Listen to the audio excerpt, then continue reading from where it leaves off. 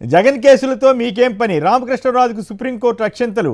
ఆ కేసులను మరో రాష్ట్రానికి బదిలీ చేసే ప్రసక్తి లేదు, ఎలా పడితే అలా ఆదేశాలు ఇవ్వలేమని తేల్చి చెప్పిన సుప్రీంకోర్టు ధర్మాసనం అని సాక్షిలో చాలా ప్రముఖంగా వార్త వస్తే, ఈనాడు వాళ్ళు చూడండి ఎంత దుర్మార్గంగా రాశారంటే, జగన్తో సిబిఐ కుమ్మక్కైందని చెప్పి ఆయన ఎవరు రఘురామరాజు గారి కృష్ణరాజు గారి న్యాయవాది వాదనలంట అది ప్రముఖంగా పెట్టారు. పురుషోత్తమ రెడ్డి గారు ఇంత దారుణంగా దిగజారిపోద్దని మీరు ఎప్పుడైనా ఊహించారా ఈనాడు? సరే ఇంకోసారి చెప్పండి. ఇది జగన్ కేసులతో మీకేం పని, అసలు ఈ వేరే రాష్ట్రానికి ఎందుకు పంపిస్తామని గతంలో తిలక్ గారు చంద్రబాబు గారి కేసుల గురించి సుప్రీంకోర్టులో వేస్తే మీకేం సంబంధం ఉందన్నారని దాన్ని పెద్ద ఎత్తున రాసిన ఈనాడు ఇవాళ ఆ విషయం రాయకుండా ఆ విషయాన్ని లోపలికి ఎక్కడో ఆ విషయం అసలు రాయలేదు.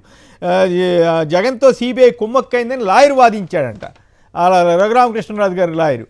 సో ఈ రకంగా పచ్చి అబద్ధపు హెడ్డింగులు కాకపోయినా వక్రీకరించే హెడ్డింగులు పెట్టి వాస్తవాలను దూరంగా పెట్టి ఇట్లా రాయటం ఇంత దిగజారద్దని మనం ఎప్పుడైనా ఊహించామా అన్నది నా ప్రశ్న.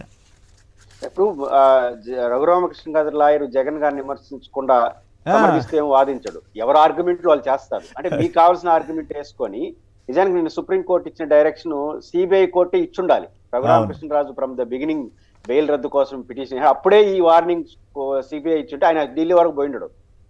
నిజానికి ఆయనకు అప్రస్తుతం, ఆయనకు సంబంధం లేని మ్యాటర్. కాబట్టి జగన్మోహన్ రెడ్డి గారి కేసు లేట్ కావడానికి కారణం సిబిఐ.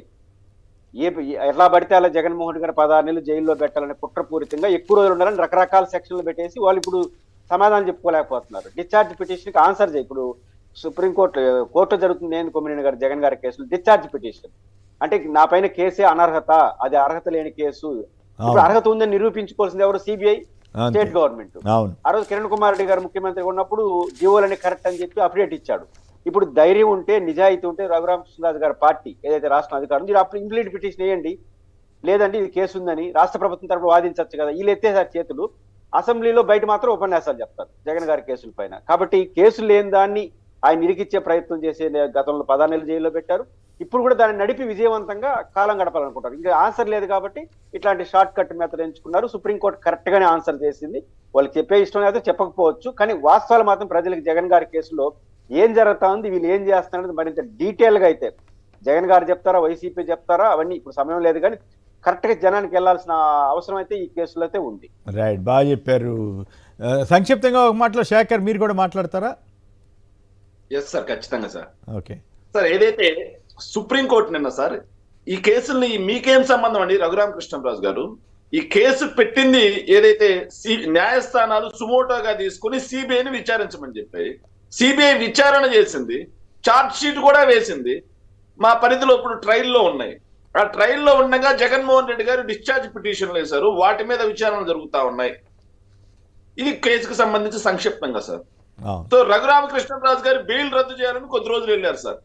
మీకేం సంబంధం అయ్యా అని చెప్పి ఇంతకు ముందు చెప్పింది సుప్రీంకోర్టు. ఈ రోజు వేరే రాష్ట్రానికి బదిలీ చేయాలని చెప్పి కూడా వెళ్ళున్నారు సార్. మీకేం సంబంధం అని చెప్పి ఈ రోజు చెప్పిన ఈనాడు పేపర్ పత్రికా విలువలకు తిరోధకాలతో నిస్సిగ్గుగా నిర్లజ్జగా రాసిన రాతలు సార్. అంటే సార్ ఇక్కడ రాసింది జగన్మోహన్ రెడ్డి గారి ఒక్కరి గురించే కాదు సార్, జగన్మోహన్ రెడ్డి గారి క్యారెక్టర్ అసోసియేషన్ ఒక్కటే కాదు సార్, సిబిఐ స్వతంత్ర ప్రతిపత్తిని కూడా ప్రజల్లో అనుమానాలు వచ్చేలాగా సెంట్రల్ బ్యూరో ఆఫ్ ఇన్వెస్టిగేషన్ కు సంబంధించి దాని యొక్క ఏదైతే క్రెడిబిలిటీని దెబ్బతీసే విధంగా ఈనాడు రాసిన రాతలు ఏవైతే ఉన్నాయో, సిబిఐకి అంత క్రెడిబిలిటీ ఉందని మీరు కూడా అనక్కర్లేదు. కానీ కాకపోతే ఈనాడు వాళ్ళ వైఖరి ఎంత దిగజారిపోయారన్నది ఇక్కడ పాయింట్. రాజ్యాంగం మీద జరిగే దాడి సార్ ఇది. సార్ రాజ్యాంగ వ్యవస్థల మీద జరిగే దాడి సార్ ఇది. క్రెడిబిలిటీ నేను అనట్లేదు సార్.